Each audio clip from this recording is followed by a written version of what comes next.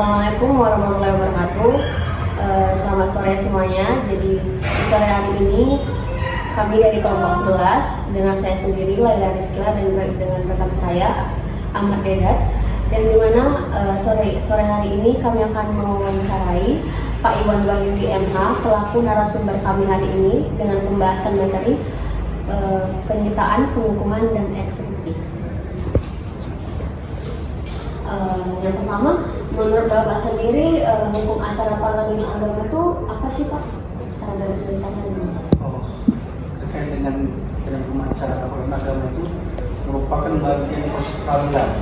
Ya. Tujuannya apa? Untuk mencari kebenaran formil maupun kebenaran material, untuk memastikan keadaan itu ya sebagai solusi untuk mencapai tujuan. Ya, pasti hukum kemanfaatan hukum itu termasuk fungsi-fungsi hukum tadi. Nah, jadi hukum acara itu mulai dari proseduralnya itu pertama itu sengketa yang hadir dalam persidangan, ya, itu wajib dilaksanakan mediasi, ya berdasarkan Permen nomor 1 tahun 2016. Kemudian gugatan, kemudian jawaban atau ada eksepsinya, kemudian replik, kemudian duplik, pembuktian para pihak ya, kemudian konklusi sampai kepada putusan. Itu bagian daripada proses hukum acara di peradilan agama. Ya, sampailah kepada hukum itu berkekuatan hukum tetap. Mungkin itu dulu ya. Lalu pengertian penyitaan dan jenis-jenisnya dalam hukum acara peradilan agama itu apa? Ya, yang pertama itu terkait dengan penyitaan itu merupakan suatu tindakan di mana itu jurusita atau jurusita pengganti dan melalui ketua pengadilan juga untuk dapat ya mengamankan fakta kekayaan terlibat dulu ya, supaya apa? Supaya dapat memudahkan dalam proses nanti terkait dengan eksekusi ya. Kemudian terkait dengan penyitaan ini ada juga terkait dengan penyitaan sita jaminan. Sita jaminan itu juga pelaksanaannya itu setelah penetapan tetap juga kita gunanya untuk melakukan pengamanan terhadap harta-harta atau benda kekayaan itu tadi ya, untuk dapat proses melakukan misalnya pembayaran utang, itulah kegunaan sita tadi ya. Berarti sita jaminan itu setelah putusan hakim itu Pak? Iya, bisa juga kecuali terkait dengan misalnya ya dalam tuntutannya ternyata dia letakkan tuntutan provisi. Kalau tuntutan provisi itu bisa dikabulkan sebelum sampai pada putusan akhirnya. Kalau misalnya di dalam gugatan diletakkan terkait dengan adanya tuntutan provisi tadi, itu bisa juga hakim langsung juga terkait dengan mengabulkan atau tidaknya, atau sampai pada putusan akhir. Ya, kalau terkait dengan sita jaminan, konsep fatoir deslah ya, sita jaminan. Kemudian ada terkait dengan habis sita jaminan misalnya pengukuhan tadi ya, pengukuhan itu termasuk terkait dengan itulah inkrah dan berkekuatan hukum. Jadi kalau misalnya sudah berkekuatan hukum tetap, maka itu tadi kegunaan sita ini tadi dapat melaksanakan eksekusi ya. Kegunaannya seperti itu, mempermudah. Oke, ada lagi? Kalau pengumuman putusan dalam konteks peradilan agama itu kayak gimana? Ya, seperti yang saya singgung tadi ya, terkait dengan pengukuhan itu adalah putusan yang sudah berkekuatan hukum tetap. Jadi ketok palu dulu baru pengukuhan gitu Pak? Enggak.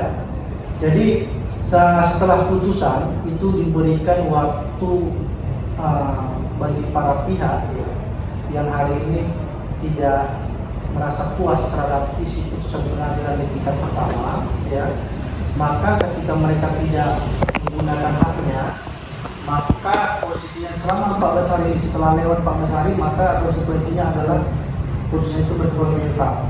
Tetapi sepanjang 14 hari itu digunakan haknya untuk mengajukan upaya pembanding, maka itu belum berkekuatan tetap. Jadi ada 14 hari ya. Kemudian nanti pada saat itu ya, setelah 14 hari ternyata tidak melakukan upaya hukum, maka hukum itu dia berkekuatan tetap sejak diputuskan.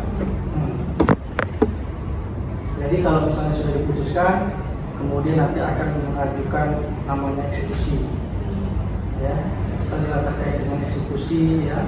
eksekusi real ya. Kemudian terkait dengan eksekusi ini kan bagaimana eksekusi ini mahkota ya, tindakan yang dilakukan oleh ketua pengadilan untuk secara sukarela ya, itu namanya admani, teknis pelaksanaannya itu pada prinsipnya harus dimohonkan dulu. Walaupun misalnya hari ini ada putusan itu ada 3 nih putusannya, misalnya putusannya itu hanya bersifat penetapan aja, misalnya putusan deklaratoir ya, deklaratoir itu hanya sifatnya penetapan saja. Baru ada konstitutif ya, sifatnya misalnya merubah putusan misalnya, atau sifatnya penghukuman deklaratoir. Kalau misalnya dia penghukuman ya, maka walaupun pihak yang menang dinyatakan menang putusan, tetapi tetap pada prinsipnya harus mengajukan permohonan eksekusi. Jadi setelah melakukan permohonan eksekusi, nanti para pihak itu dilakukan pemanggilan ya, namanya admani, panggilan pihak tergugat untuk dapat menyerahkan objek dalam perkara ini ya, misalnya terkait dengan waris ya, atau begini ya. Kalau misalnya hanya penetapan saja, itu sifat putusannya kan deklaratoir ya, hanya dideklarasikan aja gitu. Kalau misalnya penghukuman sampai kepada proses eksekusi, eksekusi kan sifatnya paksa juga ya. Kemudian di eksekusi itu kalau misalnya dia sifatnya pembayaran hutang, itu nanti bisa sampai kepada KPKNR ya, terkait dengan lelang. Jadi harta itu ditaksir oleh lembaga ya, kekayaan negara tadi yang harus dilelang. Dilelangnya berapa jumlahnya, baru disesuaikan dengan putusan pengadilan tadi. Kalau misalnya penetapan sesuai dengan penetapannya, kalau misalnya putusan itu penghukuman sesuai dengan penghukumannya. Jadi itu lagi. Terkait dengan eksekusi, bagaimana mekanisme eksekusi putusan pengadilan agama itu? Iya, jadi kalau eksekusi itu tadi saya bilang itu dimohonkan dulu. Sudah dimohonkan, ya. Kemudian nanti ada namanya panggilan itu, panggilan para pihak tadi. Iya, pihak tergugat untuk disurati gitu ya. Nanti ada namanya kalau misalnya apa jadi ya, peringatan yang diberikan oleh pengadilan supaya pas secara sukarela. Kalau misalnya ternyata tidak mau datang juga, maka itu langsung dilaksanakan eksekusi tadi.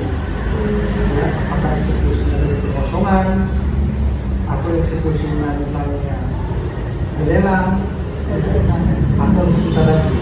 Tapi kalau misalnya sita itu masih mengamankan, ya, misalnya sita eksekusi itu sifatnya masih pengaman. Tapi kalau sudah eksekusi berarti sudah penyerahan, ya. Jadi misalnya barang itu sita eksekusi, kalau sita eksekusi itu pra eksekusi ya, diamankan dulu, dibawa ke kuasaan pengadilan, baru misalnya eksekusi langsung dia sebutnya penyerahan. Apakah dilakukan melalui lelang atau memang ada pengosongan, ya. Atau bisa saja pengumuman itu untuk memberikan langsung semuanya kepada pihak yang menang misalnya. Itu lagi.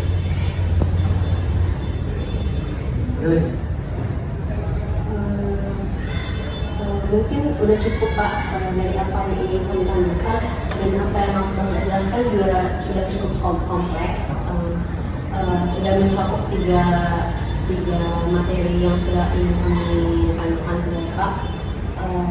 Mungkin menurut saya, apakah ada tambahan sedikit untuk Bapak terkait tiga materi ini? Ya, jadi kalau misalnya tadi sudah pada teknis sekali ya, misalnya permohonan, kemudian nanti dia nggak bisa, ya, apakah ini bisa dilaksanakan atau tidak dilaksanakan, ya. Kemudian terkait dengan itu semuanya itu penganalisan itu juga termasuk dalam kategori bentuk pembayaran eksekusi, biaya-biaya eksekusi yang harus dikeluarkan. Itu yang membayar?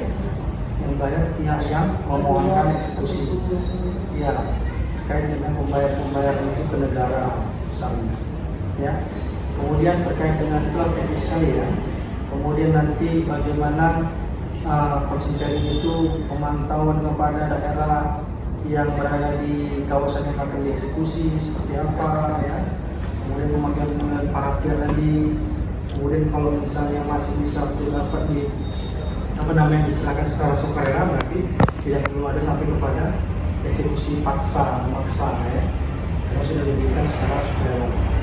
Kemudian ya, terkait dengan hukum acara ini tadi ya, hukum acara itu ada bagian mengatakan pada saat dimulainya pada persoalan di peradilan saja prosesnya, tapi ada juga yang sebelum juga ya, misalnya sebelum masuk dalam tahap persidangan dilakukan di mediasi luar, itu boleh saja ya.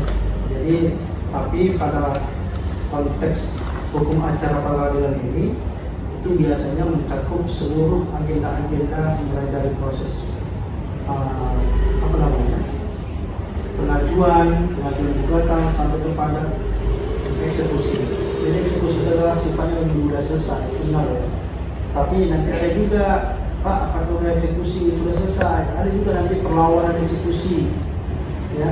Ada perlawanan eksekusi lagi. Eksekusi itu, ya, misalnya sudah diratakan atau sudah dikosongkan, sudah diserahkan, tapi ada perlawanan lagi misalnya. Bisa saja perlawanan itu dari pihak ketiga, bisa saja perlawanan itu bukan dari bagian ketiga, tapi para pihak yang bersengketa bisa saja.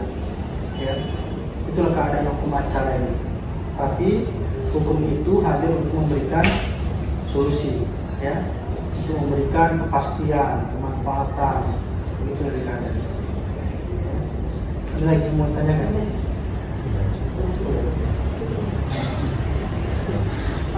Baik Pak, mungkin apa yang Bapak jelaskan sudah jelas, mulai dipahami, lebih lagi menambah wawasan kami Pak. Mungkin itu saja yang dapat kami tampilkan pada wawancara hari ini. Terima kasih Bapak sudah